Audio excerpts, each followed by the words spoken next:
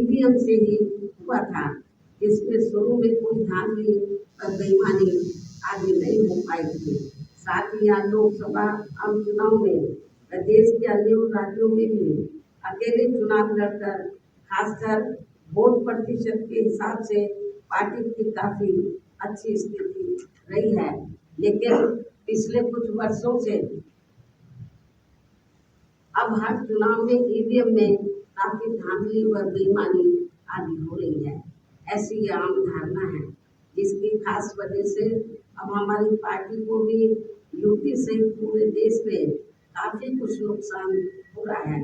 जबकि इसके बावजूद भी हमारी पार्टी ने सोचकर देश में सभी चुनाव पूरी तैयारी व दमदारी के साथ लड़ती है कि पता नहीं कब ईवीएम में धांधली व बेईमानी आदि करने वालों का सिस्टम फेल होगा, तो तब फिर संबंधित चुनाव में सही रिजल्ट आ सकता है। हालांकि अब ईवीएम के विरोध में काफी आवाजें भी उठने लगी हैं। ऐसे में ये सिस्टम कभी भी खत्म हो सकता है या फिर इसमें कुछ परिवर्तन भी किए जा सकते हैं। इसलिए हमें पार्टी के जनाधार को बढ़ाते रहना बहुत जरूरी है। हमारी पार्टी के लोगों को अपनी पार्टी के जनाधार को बढ़ाते रहना बहुत जरूरी है। साथ ही गठबंधन को लेकर खासकर मैं गठबंधन के बारे में बताना चाहती हूँ। साथ ही गठबंधन को लेकर पार्टी का ये भी मानना है कि इस मामले में अभी तक का अधिकांश अनुभव यही रहा है कि गठबंधन करके चुनाव लड़ने से हमारी पार्टी को फायदा कम व नुकसान ज्यादा होता है तथा इससे पार्टी का वोट प्रतिशत भी कम हो जाता है और फिर बीएसपी से गठबंधन करने वाली पार्टी को पूरा फायदा पहुंच जाता है। यही मुख्य वजह है कि देश में अधिकांश पार्टियां बीएसपी से गठबंधन करके चुनाव लड़ना चाहती हैं, जबकि हमें बीएसपी के हित को भी देखना बहुत जरूरी है, जिसे मद्देनजर रखते हुए अब बीएसपी के लिए पार्टी व मूवमेंट के हित में अकेले ही चुनाव लड़ना ज्यादा बेहतर होगा। लेकिन अब किसी भी चुनाव के बाद हमारी पार्टी खासकर कमजोर एवं उपेक्षित वर्गों के हितों में केंद्र व राज्यों की सही बनी सरकारों में व उनकी जरूरत को ध्यान में रखकर अपनी उचित भागीदारी के आधार पर शामिल भी हो सकती है। लेकिन चुनाव मिलकर नहीं लड़ेगी। चुनाव के बाद का मैं आपको बता रही हूँ, क्योंकि ऐसे में अब पूर्व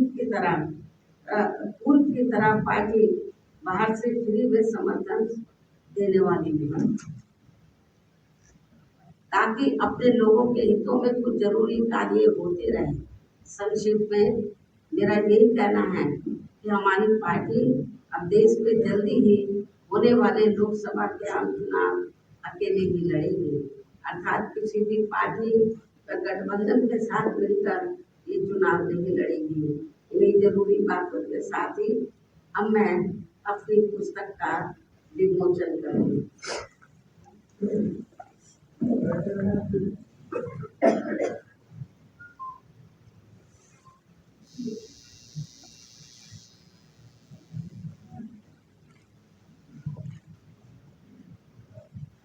मायावती जी देश के सरकारी प्रधानमंत्री, अरे ये काम तो हो जाने दो।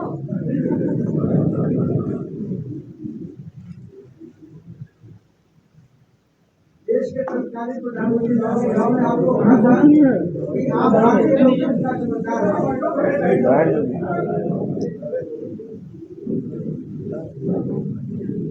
आपको किताब से नफरत है क्या?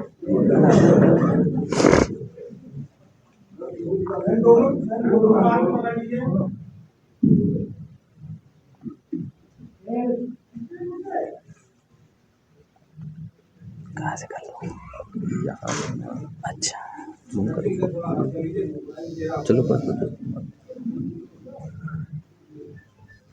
फोटो निकाल लेना हमारे। जी प्राण प्रतिष्ठा का न्योता मिला है।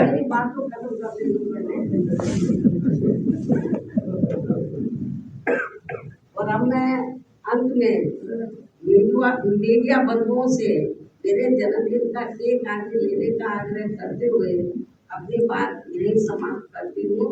यदि आपके कुछ सवाल है तो आप पूछ सकते हैं, वरना मैं आपसे यही रजा लेती हूँ। धन्यवाद। जय भीम। बहन जी, प्राण प्रतिष्ठा का न्योता मिला है राम मंदिर का। राम मंदिर का प्राण प्रतिष्ठा का न्योता जन समुदाय के सामने कहा था राम भैया जी जी राम मंदिर का प्राण प्रतिष्ठा का न्योता। बहन जी, आपको बुलाया कि आप जाएंगी अयोध्या? एक के सवाल पूछ लो पहले। प्राण प्रतिष्ठा वाला प्रतिष्ठा दोनों तय कर लो कि पहले मैं हाँ, पहले प्राण प्रतिष्ठा बता दीजिए।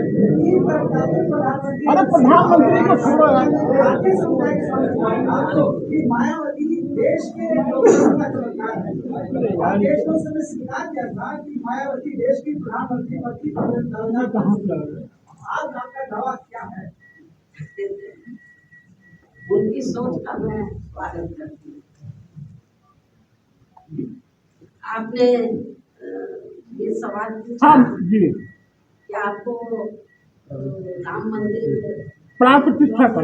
हाँ, वही तो बता रही हैं। राम मंदिर निर्माण से संबंधित लगभग होने के लिए जा रहा है, उससे संबंधित जो प्रोग्राम इस महीने 22 जनवरी को होने के लिए जा रहा है, तो उसके संबंध में आपने ये सवाल पूछा है कि क्या आपको इसका निमंत्रण मिला है। यही आपका सवाल है। जाएंगे तो मैं आपको ये बताना चाहती हूँ कि मुझे इसका निमंत्रण मिला है। तो और अभी इसका मैंने वहाँ जाने का अभी कोई फैसला नहीं लिया है, क्योंकि अभी मैं अपने पार्टी के काम में बहुत व्यस्त हूँ। लेकिन अयोध्या में 22 जनवरी को राम मंदिर को लेकर जो भी कार्यक्रम होने के लिए जा रहा है, उसका हमारी पार्टी को कोई भी ऐतराज नहीं है, उसका हम स्वागत करते हैं।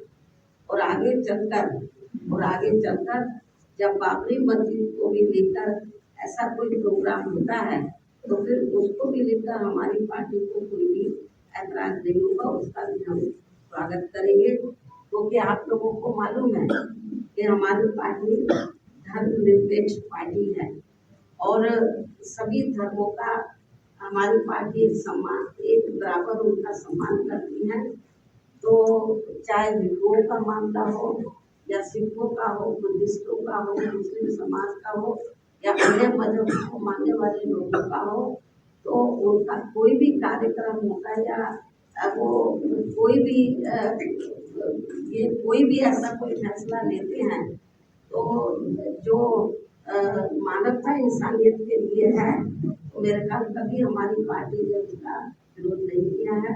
मैं फिर इसको रिपीट करती इस बात को कि बीएसपी ही देश में अकेली एक ऐसी पार्टी है जो धर्मनिरपेक्ष पार्टी है और सभी धर्मों का एक बराबर हम सम्मान भी करते हैं। मुझे जो इन्विटेशन मिला है, तो इसके लिए हम उनका स्वागत करते हैं। और मैं यदि ज़्यादा व्यस्त नहीं रही, क्योंकि और भी पार्टी के काम है, तो मैं जरूर, अभी मैंने कोई इस मामले में अभी कोई डिसीजन नहीं लिया है, अभी तो कई दिन पड़े हुए हैं। तो जो भी डिसीजन लिया जाएगा तो वो आपके सामने होगा। ईवीएम को लेकर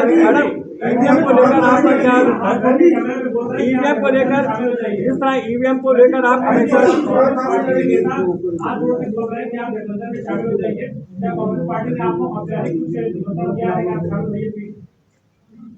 क्या कहना चाहते हैं? कांग्रेस पार्टी के जो नेता है, पूर्व नेता है, मौजूदा नेता है, वो सब कैमरे के सामने हाथ जोड़ के बोल रहे हैं कि बहन जी आप हमारे गठबंधन में शामिल हो जाइए। क्या कोई औपचारिक बातचीत हुई आपसे? मेरे ख्याल आपको ज्यादा मालूम होगा। मैडम, ईवीएम को लेकर आप हमेशा ईवीएम को लेकर आप हमेशा आपका रुख रहता है, इसको लेकर सड़कों पे कब उतरेंगे, कब तक इसका विरोध दर्ज करेंगे?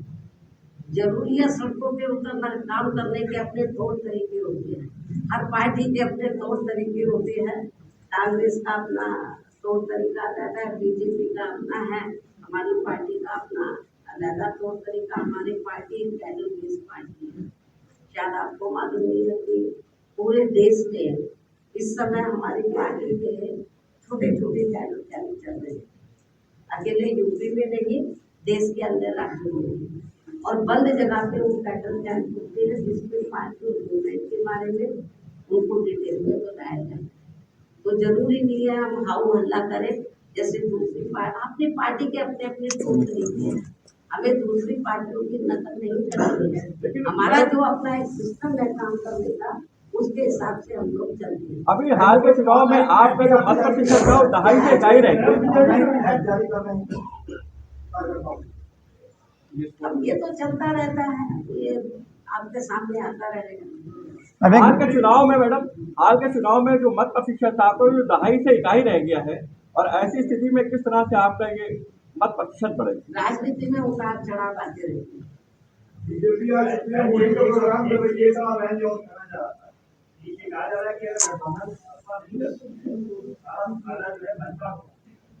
अब कौन क्या सोच रहा है ये तो आप पुलिस से पूछे, लेकिन मुझे तो ऐसा लगता है कि ये लोग जितना कांग्रेस बीजेपी वाले ये लोग चुनाव लड़ेंगे मजबूती से, तो आपको मालूम है कि इनका अपर कास्ट का वोट हमको मिलने वाला तो है नहीं, इनका बढ़ जाएगा, बीएसपी को फायदा भी हो सकता है। मैम, स्मारक कर्मचारियों पे जो